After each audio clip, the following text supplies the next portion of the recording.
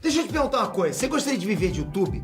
Fazer seu próprio horário, trabalhar de onde você quiser e principalmente gerar muita receita? Pois é, hoje é a sua chance. Agora a outra, eles estão pedindo para você comentar sobre o vídeo da sua entrevista com o Jô Soares. Gente, qual delas? Eu dei 5 entrevistas pro Jô Soares desde o SBT. Isso que eu ia falar. Quando você vai no Jô Soares, já tinha estourado muito o Terça Insana ou ele ajudou a... Imagina, já tava estouradíssimo. Já tava estourado. Já tava estouradinho. E ele chegou a ir lá assistir? Foi, o Jô foi o Jô. Graças a Deus, no dia que a gente botou ar-condicionado lá no Neto. Era sem ar-condicionado. A minha entrevista no Jô, eu dei 5 entrevistas no Jô. Qual delas?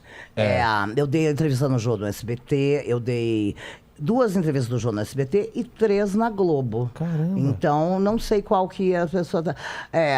o meu era mais jovem, a outra eu fui falar do Não Quero Droga Nenhuma, comédia, quando tá no SBT.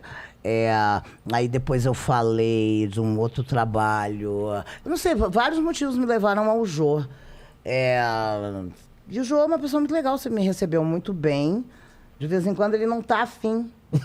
De vez em quando ele não tá. De trocar ideia. De vez em quando ele não... Não! De vez em quando ele tá com muita ponto nas orelhas, pessoas falando nele. E a gente também, né? Com muita coisa na cabeça. Enfim, sempre foi divertido lá no Jô. É isso. Polêmica.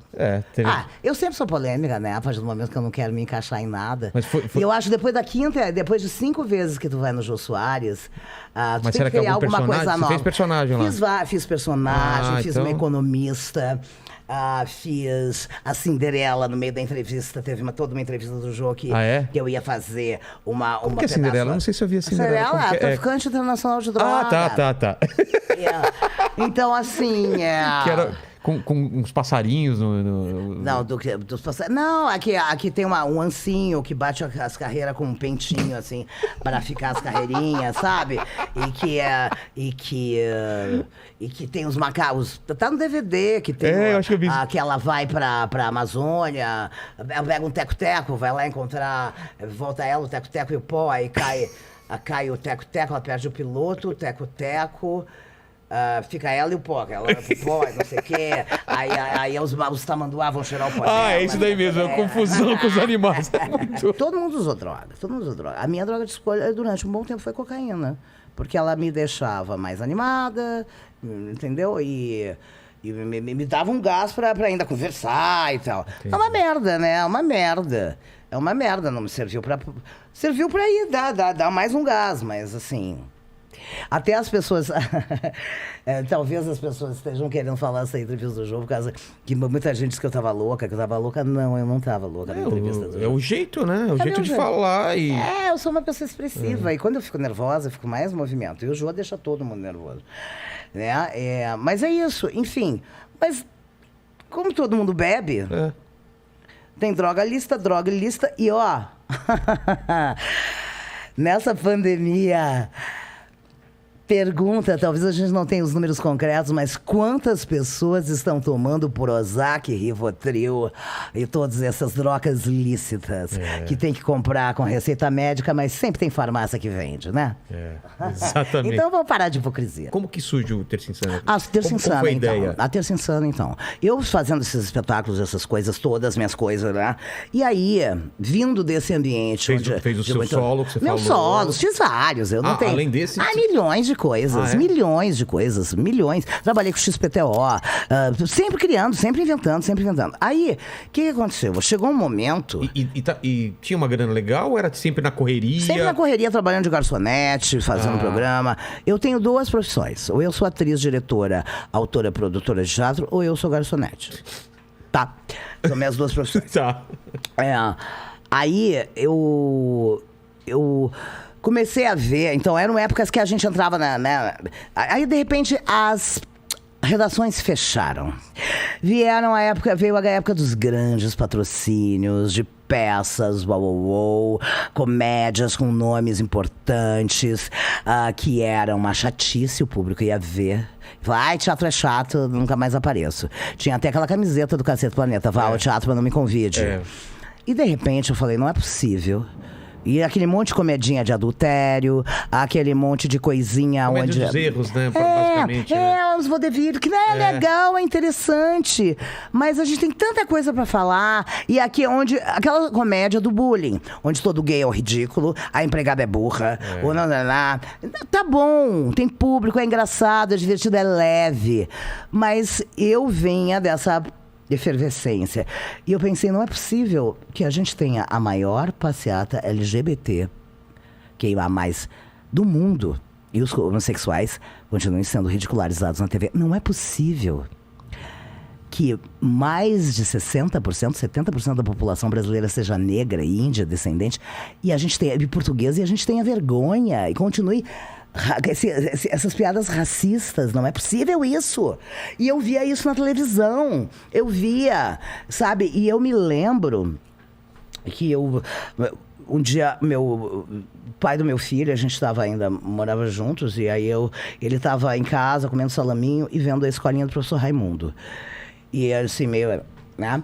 Aí eu falei, tinha chegado do trabalho, aí eu falei, nossa, mas eu tenho tanto bode desses textos. Por que tanto preconceito? Né? Porque é muito legal a escolinha, mas era uma época que vinha desse humor preconceituoso. Então, o gay palhaço, que todo mundo quer ser gay. A outra que gosta de apanhar. A gostosa. Então, enfim, tá lá. Tinha esse lugar. É o humor do bullying, né? É o humor da maturidade do brasileiro médio. Né? Eu falei, isso não ajuda ninguém. Por exemplo, a garotada tá aí assistindo esse programa, né? Que tem o gay sendo ridicularizado, vai chegar na escola e vai apedrejar, vai achar que pode. Então isso sempre me incomodou demais. E aí, sempre pensando nisso, eu falei, não é possível, eu vou abrir um espaço. Não é possível que ninguém mais esteja pensando nada. Eu vou abrir um espaço para que os atores que são criativos possam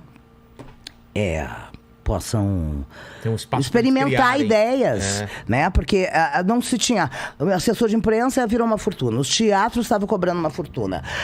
Tudo tu tinha que... Para divulgar... Tudo uma fortuna. Fortuna. Você falou que fecharam as redações por quê? Não, fecharam as portas para quem... A gente não entrava mais para falar com... Então tinha que deixar o release lá embaixo da portaria. Entendi. Entendeu? Tinha que ter aquele contato direto com o jornalista. Então, assim, tudo, de certa maneira... começou a se encaixar.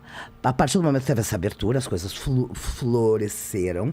E aí as coisas começaram a entrar nas suas caixas, nas suas prateleiras profissionais. Então essa troca começou a ficar um pouco mais complexa. Para quem circulava por todos os ambientes, eu comecei a me sentir um pouco presa. E aí eu resolvi criar...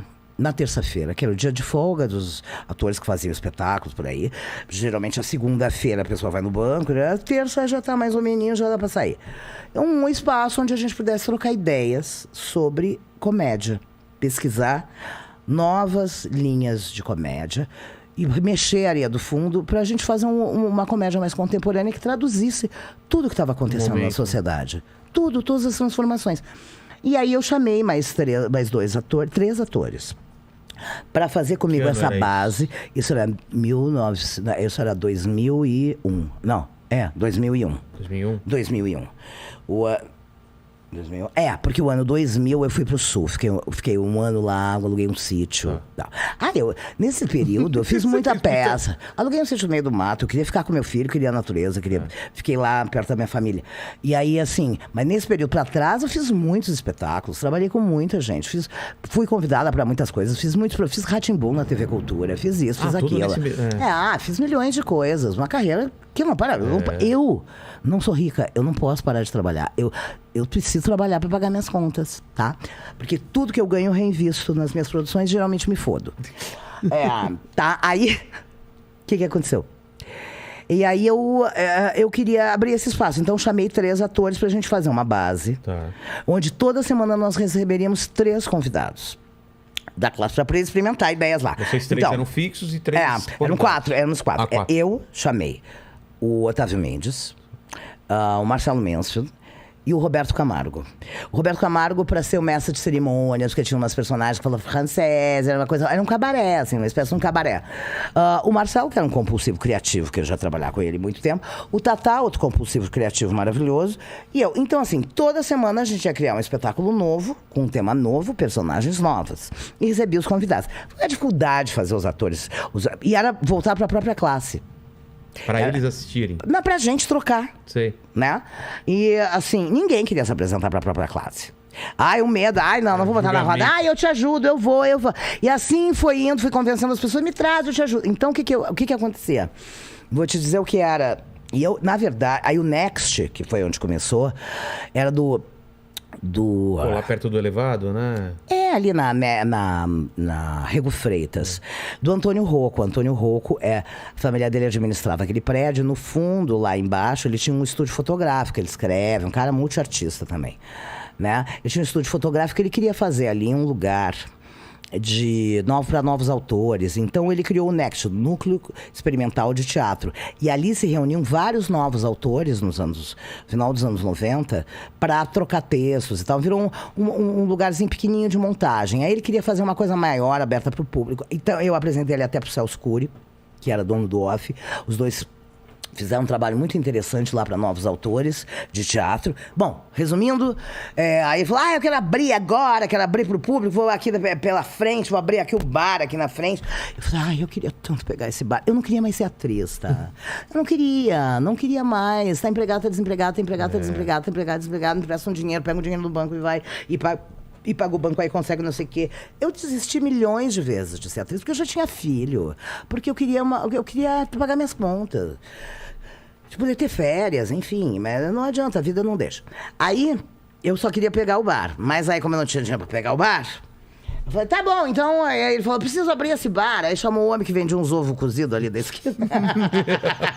Porque o Next Central tinha um bar e o teatrinho era no fundo. Exatamente. Então, o primeiro, né, pra abrir ali, pra inaugurar, ele abriu lá pra lançar o livro dele e tal, chamou um pessoal, falou, faz um show aí pra mim. Eu chamei alguns amigos dos anos 80. Fazer algumas coisas. Aí o Rocco, aí eu falei, e aí, Rocco, o que vai ter aqui na programação? Nada, vou fechar. Quando não tiver nada, falei, então me dá terça-feira, deixa eu fazer um negócio. Não sabia nem o que eu queria fazer, comecei a... Foi tudo assim, tudo meio impulsivo, eu sou sagitariana, eu tenho uns anjos que andam comigo. E aí eu criei esse projeto. E aí, depois de um tempo, aquilo ali virou um foguete. Né? Era um lugar para 70 pessoas. Que foi diminuindo, ele foi enxugando as mesas para caber 90, e era aquela fila, e todo mundo queria ir, e aí o limite daquele lugar era 120 pessoas, e não cabia mais, a gente não tinha mais ingresso, né?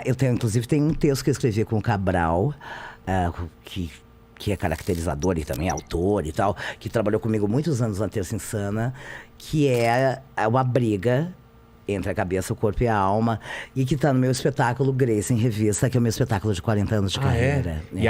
E como seria? A cabeça é racional e ela pensa... Então, é assim, é uma sociedade limitada que só dá problema. Tanto, né, que a gente já nasce associado. Né?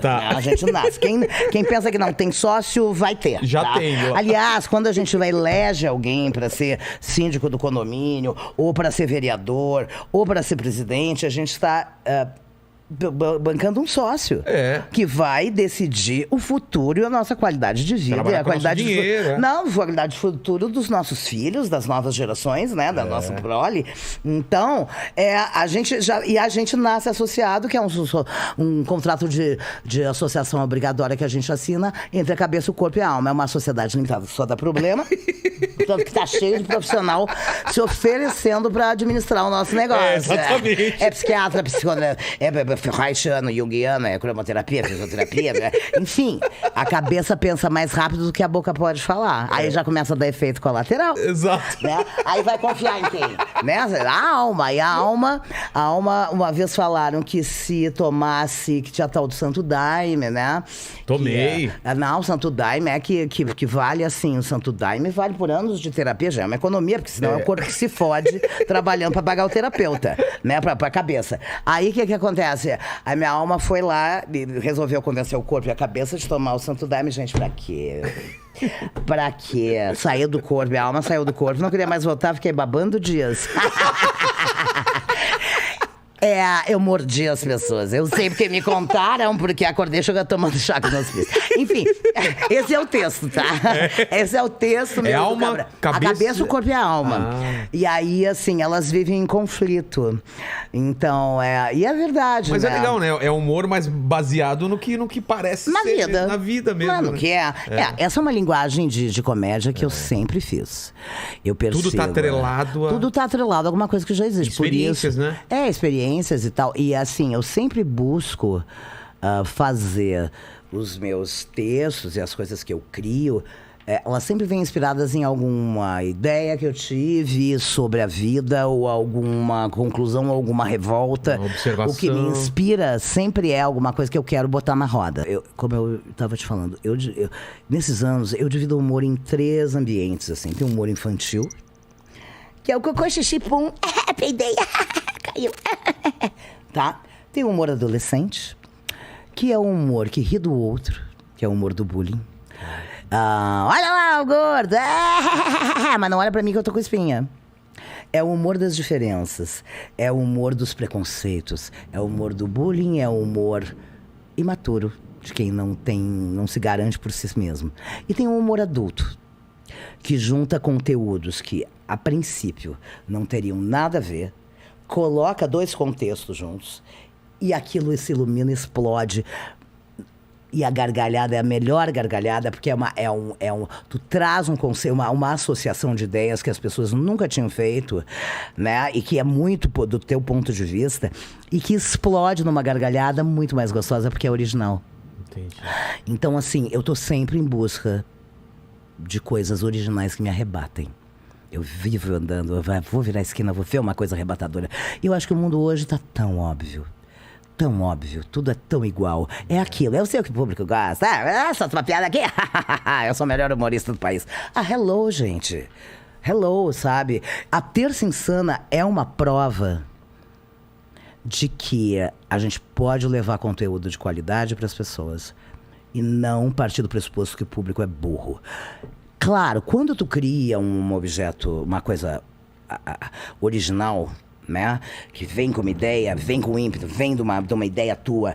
Isso repercute na sociedade, né? Isso repercute no meio. As pessoas começam a falar, aí vem o pessoal, os outros artistas começam a... que legal, começa uma troca, aí depois vem a inteligência, começa a consumir também, aí vem os jornalistas, né? E tal. Aí começa a andar, a ampliar até a indústria do entretenimento, que também está sempre em busca de coisas originais. Coisas novas para lançar no mercado. Mas para lançar esse produto como produto de massa. Para tu lançar um produto como produto de massa, o que tu faz? Tu pega a forma, tu arranca a alma e reproduz. Então, assim, muitas pessoas dizem, inspirado na Terça Insana. Desculpa, não tem a alma. É só o formato, né? Porque uma das diretrizes da Terça Insana, algumas, né? Eu sou uma chata. Muitas pessoas que trabalharam comigo devem falar mal de mim. Porque eu sou uma chata.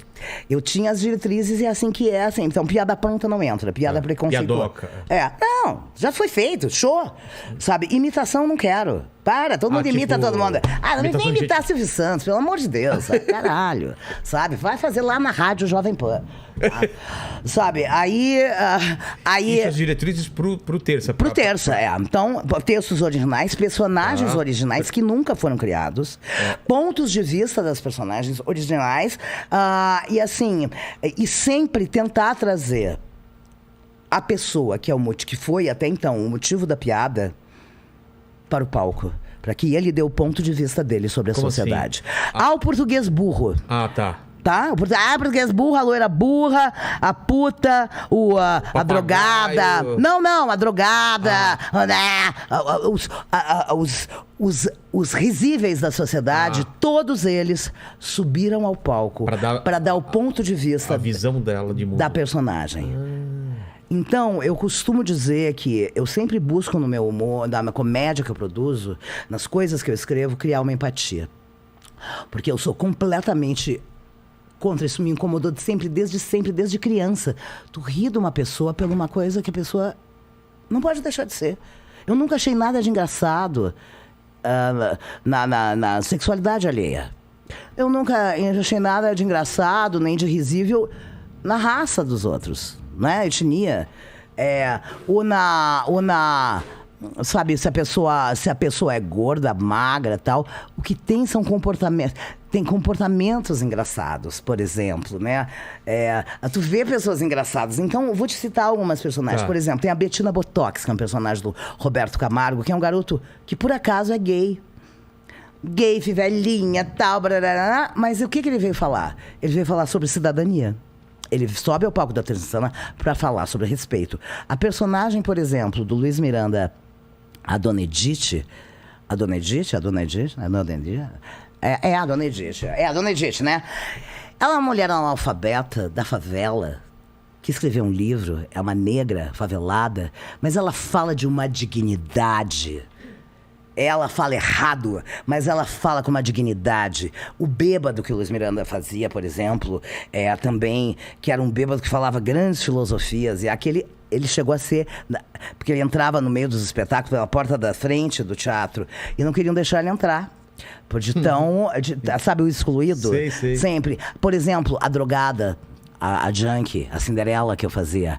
E ela vem falar profundamente sobre dependência química. Então, com aquelas maluquices dela, porque piada de bêbado tá cheio, né? Droga, todo mundo usa droga. Palhaçada, gente. Quem vive nesse nosso tempo usa droga.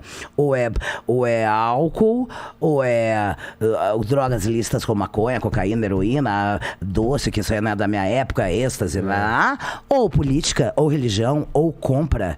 Entendeu? Ou filtro de foto. Açúcar. Filtro de foto é droga aqui, tá? Porque mesmo, né? tu fotografa, te acha lindo, posta lá, né? Fica iludido com aquela coisa. Aí no dia seguinte olha assim no espelho com a tua cara, dá depressão. É alterador de humor. Total, né? Tem gente que é viciada em filtro mesmo. Não pois consegue mais postar a realidade dela sem estar filtrada. É o que eu te digo, o ser humano já era, tá? Beijo. Nossa civilização fracassou, não tem mais o que fazer.